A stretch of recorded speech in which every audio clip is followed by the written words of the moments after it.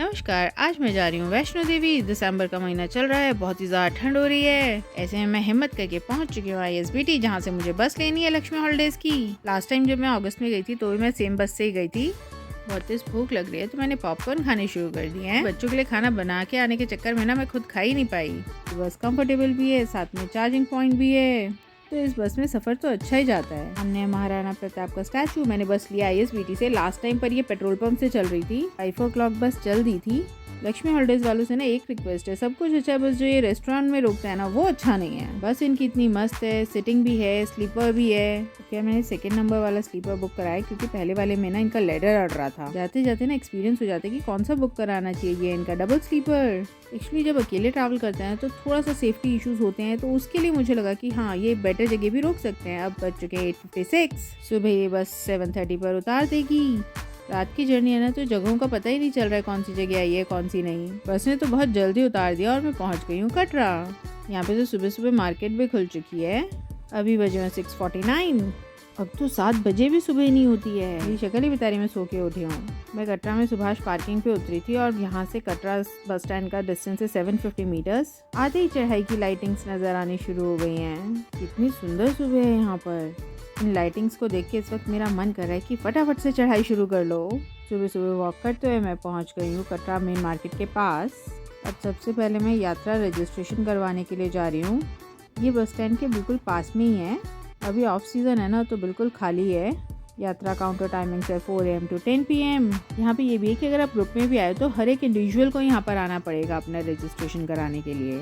आधार card से ही registration होता है, तो वो ज़रूर लेकर आना चाहिए। बोर्ड ने स्वागत कर दिया है वैष्णो देवी धाम में। अब मैं ऑटो करके जा रही हूँ बाणगंगा तक।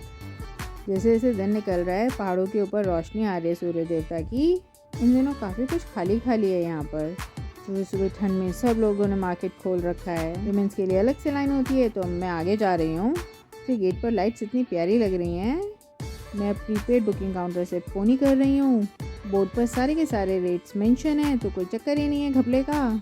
तो 1250 रुपीज़ में मैंने पोनी बुक कर लिया है। लोग ऐसे भी होते हैं जो बोलते पोनी पे क्यों जा रहे हो, तो उसका रीज़न ये है कि जब मैं अकेले आती हूँ तो मैं जल्दी से नहीं पहुँच पाती हूँ। मुझे सेम डे वापस भी जाना होता है, तो मैं इसलिए पोनी कर लेती हूँ।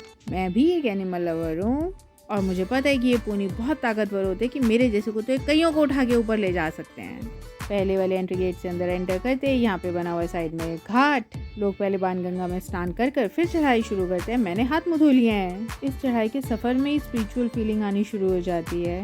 अब यहाँ पे जितने भी एनिमल्स हैं ना, उनकी प्रॉपरली चेकिंग भी होती है, तो ये भी देखते हैं कि वो लोग इतने फिट हैं कि नहीं कि वो आपको ऊपर लेके जा सकते हैं नहीं। बीच में भगवान की मूर्तियों को देखते हुए हौसला बढ़ जाता है। हिम्मत तो जो पैदल जा रहे हैं वाकई में उनकी है। रास्ते में ढोल वाले लोगों का उत्साह बढ़ाते हुए जाते हैं। ठंड तो बहुत हो रही है, पर सूर्य देवता दर्शन दे रहे हैं धीरे धीरे। को देख देख के लग रहा है हाँ धूप आने वाली है। फाइनली धूप आ चुकी है और थोड़ा सा सांस आया मुझे। धूप को देख देख के थोड़ी सी गर्माहट फील हो रही है। जैसी छाँव आती है ना, तो बहुत ठंड लगने लग जाती है। लोग भी देखो धूप आई है तो थोड़े से बैठ रहे हैं, आराम कर रहे हैं। ठंड तो इतनी है, बस बर्फ़ पड़ने की कमी रह रही है यहाँ पे। पोनी जी हिचको ले खिलाते हुए मुझे ऊपर लेके जा रहे हैं। चेकिंग पॉइंट आ चुका है। अब घोड़े को भी आराम है और मुझे भी आराम है। थोड़ी देर घोड़े के ऊपर से काठी हटा दी जाएगी, जिससे कि वो रिलैक्स कर सके। धूप पड़ रही है ना, इससे बहुत अच्छा लग रहा है। अर्धकुंवारी आ चुका है, तो पोनीज के लिए अलग से रास्ता है। वापसी में पैदल आते हुए मैं अर्धकुंवारी के दर्शन करूंगी। अब मैं घोड़े पे वापस बैठने के लिए जा रही हूँ। ऐसा बंदा तो पहाड़ों को देख देख कर ही खुश हो जाता है। ये है वो हटा कटा पोनी जो मुझे लेकर जा रहा है। कपड़े से चेंज मैंने नीचे कर लिए थे, जहाँ पे मैं फ्रेश हुई थी। धूप में पहाड़ों की सीनरी का मजा लेते हुए चढ़ाई होती जा रही है। सुबह ठंड में तो स्माइल भी जम गई थी, अब तो फिर भी थोड़ा मुंह खुल रहा है।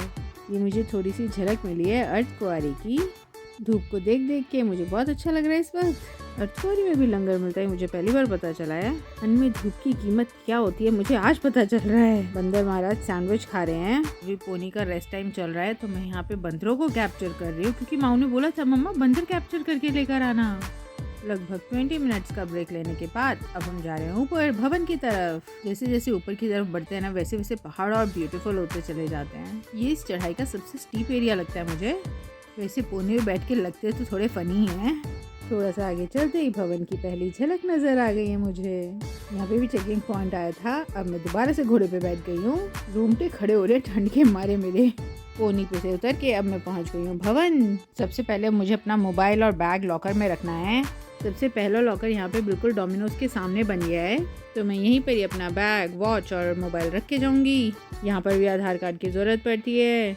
अब दर्शन करके मैं आ चुकी हूँ और अब मैं कुछ खाने की तलाश में जा रही हूँ। अभी 10:40 हो रखे हैं।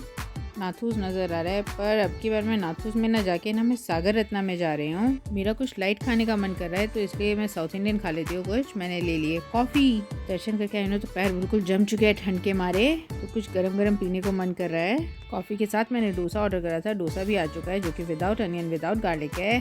खाना खा के इस वक्त इतना अच्छा लग रहा है ना, गरम गरम। अब मैं अपनी यात्रा को पूरा करने के लिए भैरव बाबा के दर्शन करने के लिए जा रही हूँ। चलती तो यहाँ पे रोपवे भी है, पर इसमें बहुत टाइम लग जाता है, वेटिंग टाइम बहुत है यहाँ पे।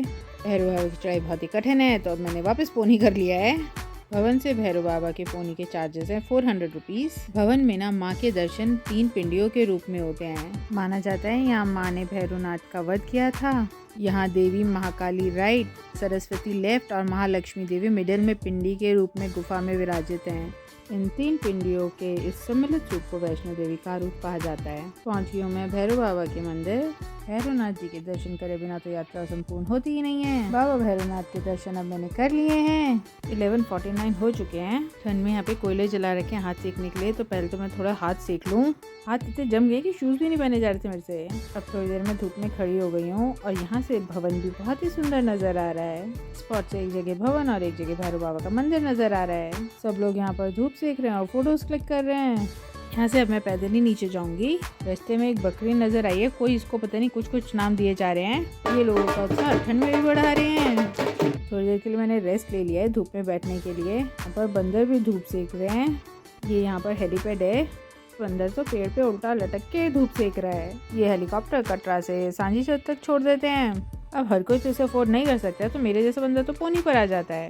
मैं इतनी फुर्सत में हूँ कि मैंने इसको उड़ते हुए भी देखा है, क्योंकि मेरी बस शाम की 7:30 बजे की है। नेक्स्ट टाइम ना मैं थोड़ी जल्दी की बस कराऊंगी, क्योंकि मेरे पास काफी सारा टाइम बच गया है। जहाँ पे फेस पे धूप पड़ रही है ना, वहाँ पे तो मेरे को बहुत अच्छी फीलिंग आ रही है। मैं पहुँच गई हूँ सांझी छत पर। थोड़ी देर में यहीं पर ही बैठूंगी और यहाँ पर धूप सेकूंगी। यहाँ से कटरा 9 किलोमीटर है और अभी मैं 2.6 किलोमीटर उतर के आ चुकी हूँ।